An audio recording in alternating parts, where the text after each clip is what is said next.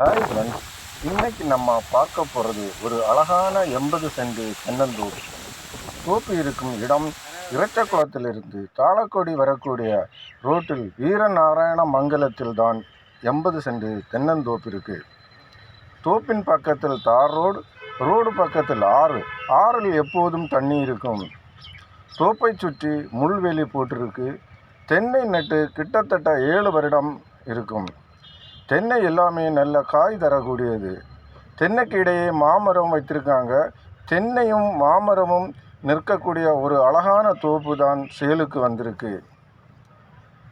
ஒரு சென்ட்டுக்கு 1,10,000 கேட்குறாங்க.